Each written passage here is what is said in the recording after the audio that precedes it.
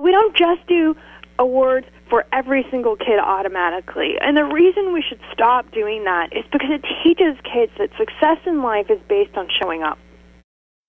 It's Channel Mom with Jenny Dean Schmidt. We're here for you. I'm Tom Walker with American Family Insurance. If you have questions about insurance or other services we provide, I want to help. You're always welcome to contact me or simply stop by my office so we can get to know each other. Thanks for visiting and have a great day. Call Tom at Tom Walker Agency, your American Star certified agency. Excellence in customer experience at TomWalkerInsurance.com. I think the idea is well-meaning, that if everybody gets a trophy, then they're not afraid of trying because there's going to be no embarrassment.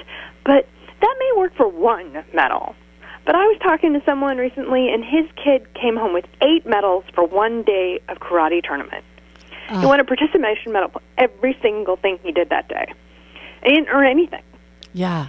And over time, these stacks of medals, I think, are teaching kids not, we don't expect you to win, don't worry about it, but on the opposite. We expect that you must always come home with a trophy. You must always win every time out. And we never give kids that opportunity to really screw up and say, yeah, you know what? You didn't do so well this time, but what about next time? And by the way, they get used to winning for nothing. They get used, and what are we teaching them? So I want to remind people, we're talking to New York Times bestselling author Ashley Merryman about her new book, Top Dog, that she wrote with Bronson. And here's what I want to say. Okay, so everybody gets a trophy.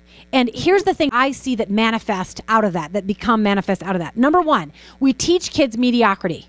You don't have to aim for your best. It's just you'll get a trophy no matter what. So they learn mediocrity. Second of all, they never learn to push for that thing that they're good at. So if they don't get that trophy in soccer, that's going to be a hard day for them. But if they're not getting a trophy in soccer, then they want to pursue and find the thing that they're actually good at, that they can actually get the trophy for. So if they get a trophy for everything, they're not motivated to find their thing. And I'll tell you what, I grew up in the day, and I think Shelley did too, when everybody did not get a trophy.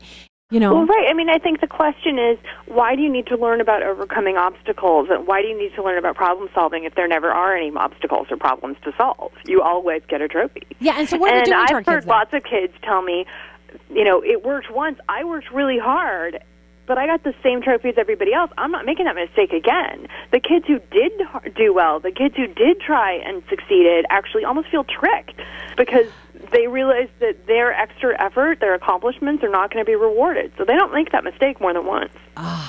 So what are happening to these kids in the workforce now? We have a generation of everyone gets a trophy, and now they're entering the workforce. Right.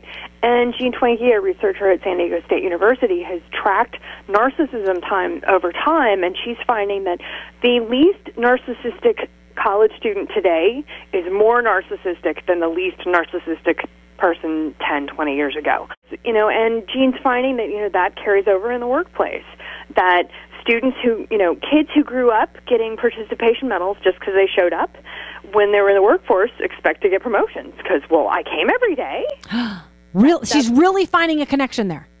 Yeah, absolutely. I actually have examples that I've been collecting since, for the past 5 years of companies that hand out Starbucks gift cards if their employees show up to work on time. And it's because it's so hard otherwise. Wow. Because otherwise, if they didn't hand them out, people wouldn't show up. Yeah, for you and me, we got a paycheck if we showed up on time. Yeah. That was our... And if you didn't, you got fired. Yeah, you didn't get a paycheck. That used to be the way it was. Yeah. Okay, so let's go to the extreme. What's going to happen to our workforce if indeed this gets worse? Well, I think the concern is, as I was saying, people show up and do things, but they don't have that extra emphasis and see the value of doing things well. Taking pride in their achievement for their own sake. Instead, they're focused on, if I don't get a trophy, if I don't get a raise, if I don't get a thing, it's not worth doing. So Jean talks when she's been interviewing college students, that she's amazed how many of them decide not to even try and get a job. Or that they're in it. And I've heard lots of employers recently telling me that people just, after a month or two, just sort of quit and say, this isn't, as challenging as I expected. I'm not getting as much promotion and recognition as I'm expected. So it's just easier for me to move home.